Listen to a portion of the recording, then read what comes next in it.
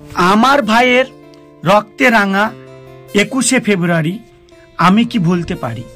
হ্যাঁ বন্ধুরা, 21শে ফেব্রুয়ারি আন্তর্জাতিক মাতৃভাষা দিবস। এটি শুধু বাংলা ভাষা ও সংস্কৃতির জন্য একটি গৌরবময় ও ঐতিহাসিক দিন। এই দিনটি শুধু বাংলাদেশি নয়, সারা বিশ্বে বাংলা ভাষাভাষী মানুষের কাছে অত্যন্ত গুরুত্বপূর্ণ। 1999 এর আগে আন্তর্জাতিক মাতৃভাষা দিবস পালন করা হতো না। আসুন এর পরিপ্রেক্ষি জানা যাক। আমরা সকলেই জানি 1947 সালে 15 আগস্ট ভারত ও পাকিস্তান বিভাগ হয়। পাকিস্তানের বিভাগে দুটি পাকিস্তান হয়, এক পশ্চিম পাকিস্তান এবং পূর্ব পাকিস্তান।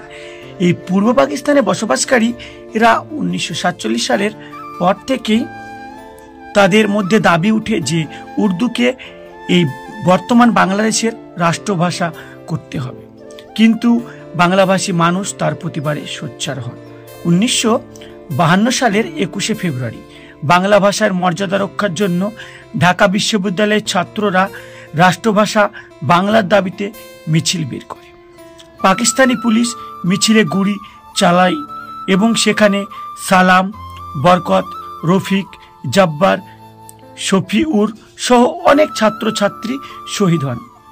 এই আন্দোলনে বাংলার মর্যাদা প্রতিষ্ঠার পাশাপাশি বাংলাদেশের যে নিজস্ব একটা দেশ গঠন করবে সেই স্বাধীনতার বীজও কিন্তু বপন করে যায়, যার ফলস্বরূপ 1971 সালে আমাদের ভারতের প্রতিবেশী দেশ বাংলাদেশকে পায়।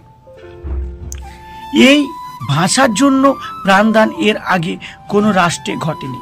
তাই 1999 সালে ইউনেস্কো 21শে ফেব্রুয়ারিকে আন্তর্জাতিক মাতৃভাষা হিসেবে ঘোষণা করে এবং সেই থেকে ওই 21শে ফেব্রুয়ারি দিনটি আন্তর্জাতিক মাতৃভাষা হিসেবে পালন হয়ে আসছে।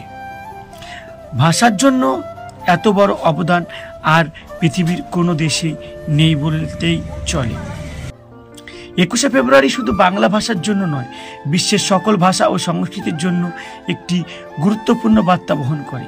এটি ভাষার বৈচিত্র্য রক্ষা, মাতৃভাষার মর্যাদা ও সাংস্কৃতিক পরিচয়ের গুরুত্বকে তুলে ধরে। আমাদের পশ্চিমবঙ্গেও খুব সুন্দরভাবে 21শে ফেব্রুয়ারি পালন করা হয়। 21শে ফেব্রুয়ারি বাংলা ভাষার গৌরব ও আত্মদানের ইতিহাসের প্রতীক। এটি শুধু একটি দিন নয়, বাংলা ভাষা ও সংস্কৃতির প্রতি ভালোবাসা ও শ্রদ্ধার প্রকাশ। এই দিনটি আমাদেরকে ভাষার মর্যাদা রক্ষা ও সংস্কৃতির বৈচিত্র্যকে সম্মান করার শিক্ষা দেয়।